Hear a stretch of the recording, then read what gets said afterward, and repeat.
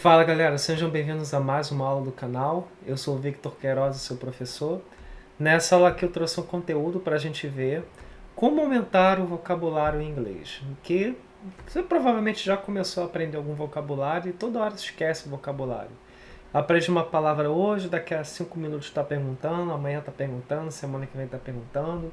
Você nunca lembra o vocabulário. Então, o que a gente tem que fazer, o que a gente pode fazer para isso não acontecer? Isso acontece porque isso é uma coisa natural da nossa memória. E isso indica que está faltando alguma coisa, tá? Bom, como tudo na vida, a gente precisa fazer com que algo faça parte da nossa vida, do nosso cotidiano, para que aquilo fique mais internalizado. Se eu fizer uma receita, sei lá, de qualquer coisa na cozinha, uma vez na minha vida, eu não vou lembrar provavelmente. Talvez você tenha uma memória maravilhosa para isso, mas assim, eu não tenho. Mas se você faz algo recorrentemente, toda hora, toda vez, está sempre fazendo, uma semana sim, uma semana não, depois você tenta de novo, vai chegar um momento, daqui a alguns meses, até mesmo anos, que você lembra da receita de cor. Naturalmente, palavras também são assim. Palavras em português, inclusive. Se você não utiliza uma palavra nova que você aprendeu, eventualmente você fica, o que significa essa palavra mesmo? Uma palavra chique, talvez, né? E a primeira dica que eu trago para você é leitura, tá? Por quê? A leitura, tanto em livros como está ilustrado aqui, né? Mas como também artigos, gibi, revista, blogs e tal, qualquer lugar, jornais inclusive, online, são gratuitos, você pode ver conforme você quiser. A leitura apresenta um contexto rico, tá? Ao ler, você se depara com palavras em contextos variados, o que ajuda a entender seus significados e usos, tá? Isso é muito mais eficaz do que simplesmente memorizar a palavra isoladamente. Você vai lá, pega no dicionário e entende que palavra é essa, beleza. Mas se você tem contato com essa palavra dentro de um contexto de um livro, qualquer leitura, assim, tipo de fonte de leitura, você vai ter maiores chances de internalizar aquela palavra na tua memória verdadeiramente. Variedade de vocabulário. A leitura tem uma grande variedade de vocabulário. Inclusive de palavras que a gente já conhece, mas também outras que a gente não conhece. Isso ajuda a gente a forçar o nosso cérebro a se expandir para outras coisas. Diferentes gêneros literários, ficção, não ficção, artigos, etc., apresentam diferentes tipos de vocabulário, ampliando o seu conhecimento. Isso é muito bom. Próxima dica é a palavra do dia. O que são palavras do dia? É como se você a cada dia tivesse uma palavra nova. Você vai procurar alguma palavra que você não entende, ou até mesmo pode pegar uma palavra aleatória no dicionário. Por exemplo, uma ideia. Você terminou de ler alguma coisa para o seu trabalho da faculdade, você encontrou ali 7 palavras que você não entendeu. Separa ao longo dessa semana uma palavra por semana, uma palavra por dia ao longo da semana. Crie esse calendário, né? Palavras do mês, da semana, etc. E se envolva um desafio. Que desafio é esse? Você vai usar essa palavra em uma frase ao longo da semana. Então, por exemplo, você chegou ali, ó, hoje eu tenho que praticar essa palavra, que é uma palavra nova aqui que eu aprendi, ou que eu me deparei, e eu preciso saber aqui para o vocabulário, sei lá, da tecnologia da informação, ou então alguma coisa do direito, ou então alguma coisa de marketing digital. Utilize aquela palavra numa frase. Amanhã, qual é a palavra do dia amanhã? Opa, é a palavra tal. Utilize aquela frase, aquela palavra numa frase. Produza algo usando aquela palavra. Isso vai fazer uma grande diferença na nossa vida, tá? Próxima sugestão, que é esse exemplo aqui. Por exemplo, procurou uma palavra? Não achou? Procure a definição. Explore sinônimos e antônimos. Crie um exemplo. Isso aqui é como você está lendo, está se deparando com alguma coisa, né? Opa, cheguei nessa palavra aqui, não sei o que é. Um exemplo que a gente pode fazer é procure a definição.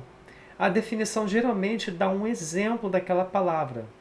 Ah, beleza, então o dicionário aqui está dando um exemplo dessa palavra numa frase. Show de bola. Explore sinônimos e antônimos. Sinônimos são palavras que têm um semelhante significado, antônimos são os opostos. Por exemplo, palavra big e small. Big é grande, small, pequeno. Aprendeu a palavra big. Ah, não sabia que big era grande. Beleza. Cria uma palavra, o elefante é grande. Legal, você fez uma frase bem simples, mas fez uma frase. Não importa que a frase é simples, importa que você está fazendo uma frase. Por exemplo, qual outro sinônimo eu posso ter para big? Pesquisa. Qual é o antônimo? Qual é o oposto de big? Small. Ah, beleza. Qual outro animal que é pequeno? Não, um peixinho de aquário? Beleza. Ó, peixinho de aquário, small. Você utilizou o big numa frase, contextualizou, encontrou um antônimo para ele. E quando você cria esses dois pontos no seu cérebro, o significado da palavra que você queria, o oposto dela, então você tem o dobro de conexões dentro do seu cérebro para te ajudar a chegar naquela memória. Isso é muito bom, parece que não, mas faz toda a diferença. E finalmente, crie o exemplo, faça a frase com eles, tá? Bom, por exemplo, olha só, vamos dizer que eu cheguei nessa parte aqui, ó. Students must be resilient to overcome the challenges of learning a new language. Ah, tá, beleza, Vitor. Isso aqui a gente está explorando a parte do exemplo. Não sei o que significa resilient. Eu sei lá o que é student, sei o que é challenge, sei o que é new language. Mas o que é resilient? Beleza, vamos procurar a definição de resilient. Vamos olhar no dicionário. Pode ser no dicionário online, pode ser até no Google Tradutor. Procure a palavra. Depois a gente vai explorando.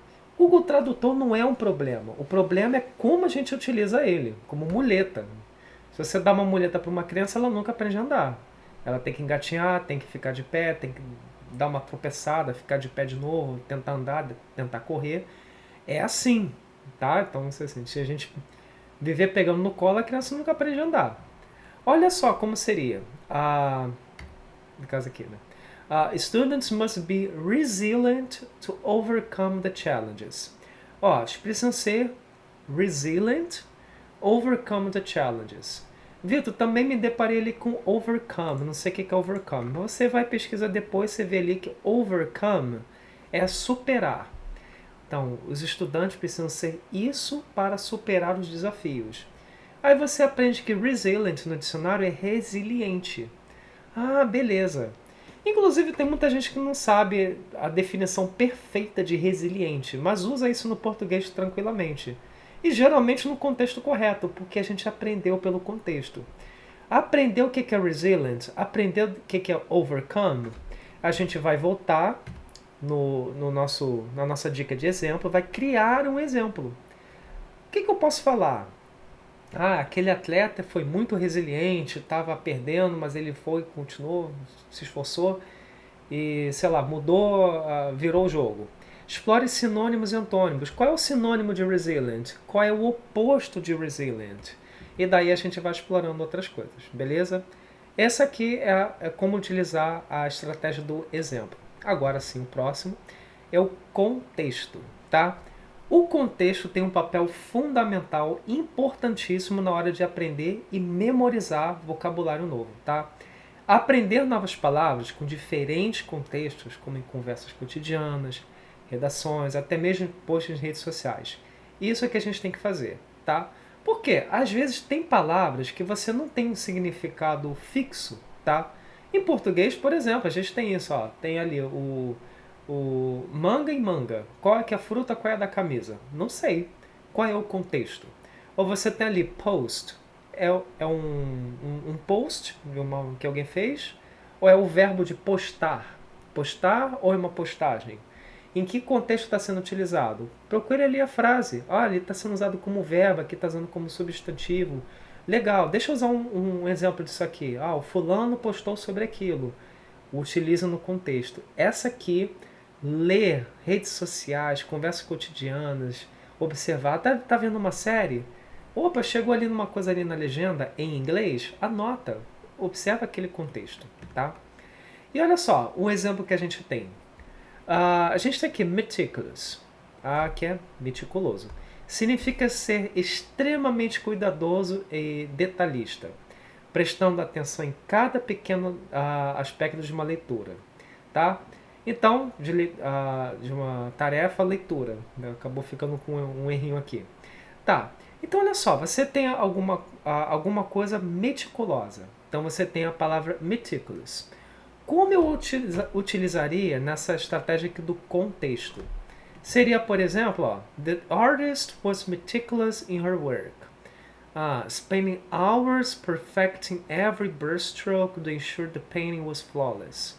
Ó, passou horas aperfeiçoando cada pincelada para garantir que a pintura estava flawless, tipo sem defeitos. Bom, uma pessoa que passa horas se aperfeiçoando para ter certeza que não tem defeito é uma pessoa meticulous. Você acaba associando esse adjetivo à imagem de uma pessoa extremamente ali cuidadosa, extremamente detalhista, tá ali botando o máximo possível naquela tarefa, naquela leitura, qualquer outra coisa que a pessoa está fazendo. Aí você pode até talvez esquecer a tradução de meticulous, que é meticuloso, mas você sabe o que é meticulous, certo? Você não sabe explicar, mas você sabe o que é. Provavelmente você já passou por isso em português. Você sabe o que é uma palavra, mas não sabe explicar. Geralmente quando criança pergunta pra gente, o que significa isso? Aí fala assim, eu sei o que é, mas não sei explicar. E aí você fica assim tentando achar. É porque a gente aprende pelo contexto.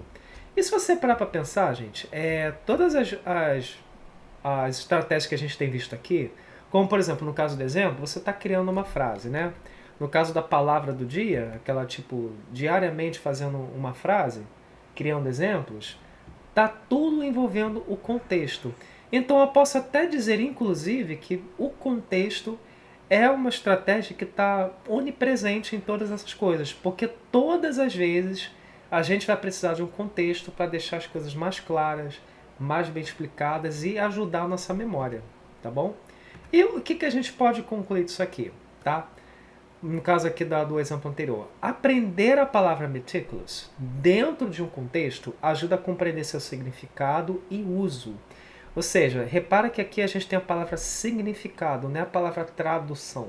O que significa isso? Ser cuidadoso, aperfeiçoar, ser detalhista. Não estou falando sobre tradução, estou falando sobre o significado, aquilo que traz à sua memória alguma coisa, uma imagem, uma cena, entendeu? E, naturalmente, torna mais fácil lembrar e aplicar em suas próprias interações. Essa abordagem contextualizada enriquece seu vocabulário, melhora suas habilidades de comunicação. Beleza? Não somente com meticulous, como qualquer outra palavra. Uma fruta, uma comida, um tipo de verbo utilizado num processo de negócios, num processo da área de tecnologia da informação, seja qualquer coisa. Tudo que você precisar de adjetivo, conceitos, termos, verbos, etc., podem ser melhorados quando a gente aplica o contexto para estudar, beleza? É um trabalho a longo prazo que costuma aparecer logo, mas a longo prazo faz uma diferença absurda. E eu vou te dizer, você não vai precisar de muitos meses para começar a perceber a diferença na sua memória. Com pouco tempo fazendo, você já vai perceber que sua memória melhora. E ao longo dos anos vai ficar cada vez melhor. Você vai chegar, nossa, eu tenho uma grande gama aqui de opções de vocabulário, meu vocabulário enriquecido, e eu dificilmente esqueço. É porque provavelmente você se aplicou a fazer uma leitura, utilizar palavras, falar todo dia, escrever todo dia, isso te ajudou, beleza? Gente, espero que vocês tenham gostado desse conteúdo. Não esquece de se inscrever, deixar um like aqui para ajudar o canal. Naturalmente, compartilhar com mais alguém que está estudando inglês com vocês. E nos vemos na próxima, beleza? Grande abraço a todos, até a próxima e valeu!